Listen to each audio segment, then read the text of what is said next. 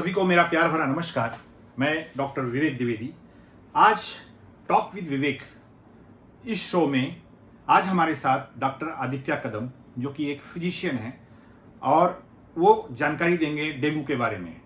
Topic का नाम है A to Z of dengue, यानी डेंगू की जन्म कुंडली। आप देखेंगे कि पूरे हिंदुस्तान के बहुत सारे स्टेट्स में डेंगू इस समय इतना फैला हुआ है कि बहुत सारे स्टेट्स में, बहुत सारे सिटीज़ में जगह नहीं है हॉस्पिटल्स में डेंगू के पेशेंट्स के लिए। पूरे हॉस्पिटल्स फुल हैं और इसमें कभी कभी किसी पेशेंट को प्लेटलेट लग जाता है। बहुत सारे कन्फ्यूजन है, बहुत सारी भ्रांतियां हैं, बहुत सारे डाउट्स हैं लोगों के मन में। आज सारी चीज़ें हम क्लियर करेंगे शॉर्ट स्पैन ऑफ टाइम में। हार्डली 8 से 10 मिनट के अंदर में डेंगू के बारे में सारी जानकारी आप लोगों को देंगे। आप हमारे साथ बने रहिएगा मित्रों। इसके जस्ट बाद शुरू हो रहा है A to Z of dengue, यानी डेंगू की जन्म कुंडली। साथ में बने रहिएगा। नमस्कार। हाय फ्रेंड्स, आज हमारे साथ डॉक्टर आदित्य कदम हैं और वो डेंगू के बारे में 5 से 10 मिनट के अंदर में डेंगू के बारे में सब बताएंगे। तो डॉक्टर आदित्य, आप जरा डेंगू के बारे में हमारे दर्शकों को, हमारे जो दर्शक हैं उनको जानकारी दीजिए डेंगू के बारे में, जो भी जानकारी है। Okay, good morning. मेरा नाम डॉक्टर आदित्य कदम है। मैं जनरल फिजिशियन हूँ। मैं अभी फिलहाल महेंद्र में प्रैक्टिस करता हूँ। एंड मैं आपको थोड़ा जोर से बोलिए। थोड़ा 2 शब्दों में डेंगू के बारे में आपको जानकारी देना चाहता हूँ। इससे मुझे ऐसा लगता है कि काफ़ी सारे लोगों को काफ़ी सारी मदद हो जाएगी। एंड बहुत सारे कॉम्प्लिकेशंस भी जो डेंगू के साथ है वो कम हो जाएंगे अगर हमारे पास ज़्यादा इन्फॉर्मेशन हो तो बोलने वाली बात ये है कि डेंगू भी कैसे फैलता है। पहली बात तो वो अपने सब्जेक्ट को जानना चाहिए। तो वो सिर्फ और सिर्फ अब तक जितना भी रिसर्च हुआ है उसमें सिर्फ और सिर्फ मच्छरों से ही फैल सकता है, ऐसे जाना गया है। और कोई भी उसका कोई भी और कारण नहीं मिला है। ना वो ब्लड से जा सकता है किसी के, ना कहीं से जा सकता है। सिर्फ और सिर्फ एक मच्छर बंदे को जब भी काटता है तभी हो सकता है। आगे की बात है, बट मैं अभी बता देता हूँ। बहुत सारे लोगों को ऐसे टेंशन रहता है कि अगर बाजू वाले को डेंगू है, उसको अगर मच्छर काट के अपने को काटे तो डेंगू फैल सकता है क्या? तो ऐसी कोई बात नहीं है। अगर कोई भी आदमी है जिसको डेंगू है, उसको मच्छर काट के फटाक से अगर आपको काटता है तो नहीं हो सकता। वो सिर्फ और सिर्फ वातावरण में जब भी डेंगू के मच्छर रहते हैं वो काटने से ही ये होता है। तो ये एक चीज़ है जो मैं सबसे पहले बताना चाहता हूँ, क्योंकि ये सबसे ज़्यादा हमको पेशेंट्स आते हैं टेंशन करके कि मेरे बाजू वाले को डेंगू है, अगर उसका मच्छर मुझे काटा तो होता है। ऐसी कोई बात नहीं है। तो ये पहली बात है। दूसरी बात, अभी इसके लिए क्या क्या होता है इसमें। तो सबसे पहली बात अगर किसी को समझती है तो वो है बुखार। पर बुखार तो बहुत सारे लोगों को बहुत सारी चीज़ों के लिए आता है, तो वो हम ज़्यादा साइड में रखेंगे थोड़ा। तो बुखार आना तो इम्पॉर्टेंट है, पर उसके अलावा इसको हमारे मेडिकल टर्म्स में ब्रेक बोन फीवर बोलते हैं या फिर ब्रेक बैक फीवर बोलते हैं। ब्रेक बैक और ब्रेक बोन इसलिए बोलते हैं क्योंकि एक्चुअली जो हड्डियाँ टूटती है उतना जितना ज़्यादा दर्द होता है, वो दर्द पेशेंट को सहन करना पड़ता है, वो दर्द पेशेंट को होता है। और बोलते टाइम लोग ऐसे ही हमारे पास आते हैं कि हमारी हड्डियाँ टूटती हैं, इतना ज़्यादा दर्द होता है। तो ये आपको बहुत ध्यान रखना चाहिए। ना इसमें सर्दी होगी, ना खांसी होगी, ना कुछ होगा, बट जोड़ों में दर्द या फिर मसल पेन बहुत ज़्यादा होगा। तो ये चीज़ अपने को याद रखने की चाहिए। एंड जो डॉक्टर फ्रेंड्स हैं जो मेरे देख रहे हैं, उनको एटलीस्ट एक CBC या फिर कंप्लीट ब्लड काउंट भेज देना चाहिए कि प्लेटलेट काउंट कितना है पता करने के लिए। अभी इस चीज़ का कॉम्प्लिकेशन कैसा है, हम कैसे जाते हैं इस तरफ आगे। पहले पेशेंट मेरे पास अगर आता है तो मैं उसका देख लेता हूँ। अगर मुझे डाउट आया कि डेंगू है तो मैं उनका डेंगू का टेस्ट करा लेता हूँ। नॉर्मल CBC रहता है और एक डेंगू का टेस्ट रहता है, वो करवा लेते हैं। अगर समझो वो पॉजिटिव आता है तो कंफर्म डेंगू है। अगर नेगेटिव आता है तो क्या करना चाहिए, तो हम प्लेटलेट काउंट देखते हैं। अगर प्लेटलेट काउंट पेशेंट के कम होते जा रहे हैं, समझो 1.5 लाख के अंदर आ रहे हैं, तो भी अपने को एक आइडिया रखना चाहिए कि ये डेंगू ही हो सकता है और उस हिसाब से पेशेंट को ट्रीट करना चाहिए।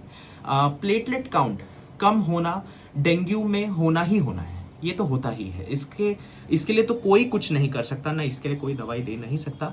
अपने को ध्यान ये चीज़ का रखने का इसलिए कि प्लेटलेट काउंट एकदम ही कम ना हो जाए या फिर पेशेंट को प्लेटलेट काउंट कम होने के बाद में उसके कॉम्प्लिकेशंस ना हो।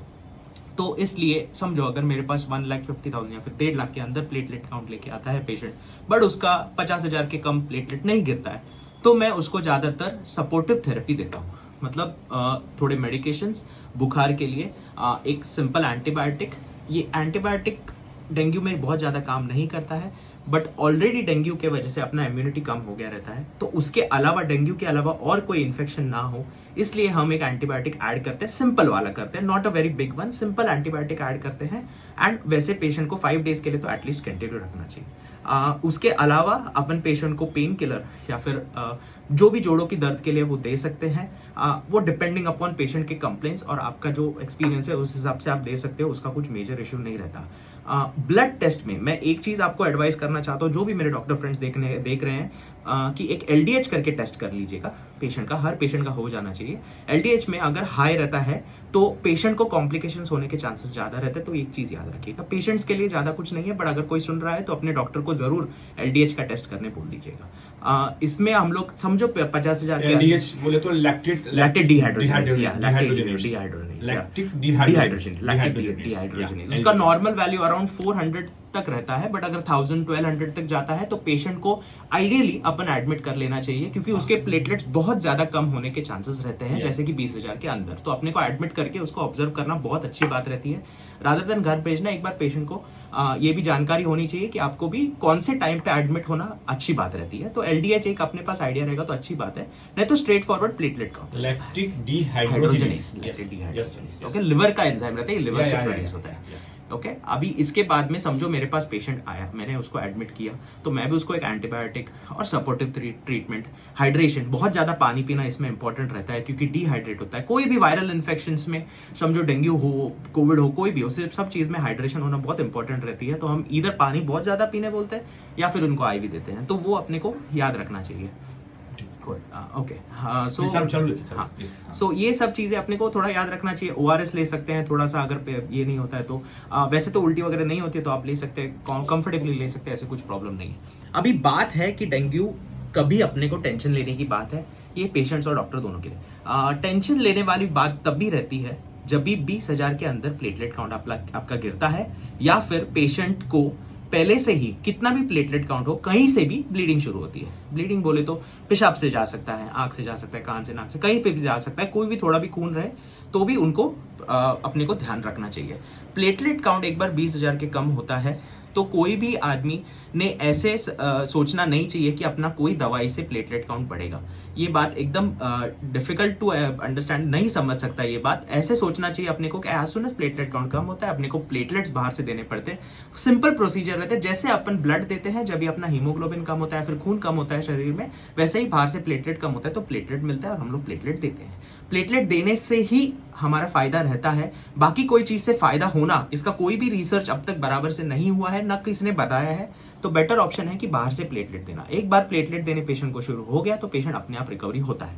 रही बात उसके रिकवरी टाइम पीरियड की, ये इसको हम लोग सेल्फ लिमिटिंग बीमारी बोलते हैं। इसके लिए हमको ज्यादा कुछ नहीं करना पड़ता है, जैसे ही अपना शरीर डेंगू के बीमारी को, वायरस को बाहर निकलने लगता है, पेशेंट को ठीक लगने लगता है। सो इसके लिए अपने को सिर्फ और सिर्फ टाइम चाहिए रहता है। ऐसे नहीं है कि हम उसको एक्सेलरेट कर सकते हैं या फिर सपोर्ट कर सकते हैं, बट हमको एडमिट करके समझो हम प्लेटलेट दिया, सब दिया, तो दैट विल, उससे ही बहुत फायदा हो जाता है। ठीक है सर, ओके, हाँ, सो उससे ही अपना फायदा रहता है। तो आप पेशेंट को जैसे ही 5 दिन, हम ऐसे बोलते हैं, जैसे ही बुखार बंद होता है उसके बाद में भी प्लेटलेट कम होते हैं। ये भी आपको जानकारी चाहिए कि ऐसे नहीं है कि बुखार बंद हो जाता है तो ठीक होने लगता है आदमी, ऐसे नहीं है। बुखार होने के बाद में भी 2-3 दिन प्लेटलेट कम होते हैं, उसके बाद में एक बार बढ़ने लग गए तो बाद में कम नहीं होंगे, ये सबको याद रखना है। एंड एज सुन एज बढ़ने लगेंगे उसके बाद में आपको ठीक लगने लगेगा। हाँ, ये बात है कि हर आदमी का रिकवरी पीरियड टाइम अलग रहता है। कोई आदमी को शायद 5 दिन में ठीक लगे, कोई आदमी को 10 दिन, कोई आदमी को 15 दिन। बट एक बार प्लेटलेट बढ़ने लग गए और नॉर्मल हो जाए तो डेंगू की बीमारी से आप एकदम कंप्लीटली मुक्त हो गए, आपको उसके बारे में सोचने की जरूरत नहीं है। हाँ, खैर ये बात है कि आपको बदन दर्द, थोड़ा सा बुखार जैसा थोड़ा लग सकता है थोड़े दिन के लिए, तो ऐसे बहुत ही ज्यादा घबराने की चीज नहीं है। बट इसका मतलब ये नहीं है कि दखल अंदाजी कर सकते हैं। अपने को अपना सब बराबर देख के, क्या क्या तकलीफ है बराबर डॉक्टर को बता के, टाइम पे टेस्ट कराना बहुत इंपॉर्टेंट है। एंड इससे ये बहुत अच्छे से कंट्रोल होता है। और जितना तक मेरे प्रैक्टिस में मैंने इतने साल से किया है, मुझे पर्सनली इतने ज़्यादा कॉम्प्लिकेशंस कभी मिले नहीं है। एंड जितने भी मैंने सुने हैं वो बहुत ही कॉम्प्लिकेटेड केस थे। और मैं आई होप कि आपको ये न सहन करना पड़े कभी। सर ये बताइए, इसके जो मच्छर होते हैं, दिन वो में दिन में काटते हैं। या हाँ। सो वेरी स्पेसिफिकली दिन में मच्छर काटने वाले हैं ये रात को मच्छर नहीं काट सकते। रात को अगर मच्छर काटते हैं आपको तो आपको ध्यान रखना चाहिए कि आपको मलेरिया हो सकता है, तो वो कंप्लीटली डिफरेंट बीमारी है।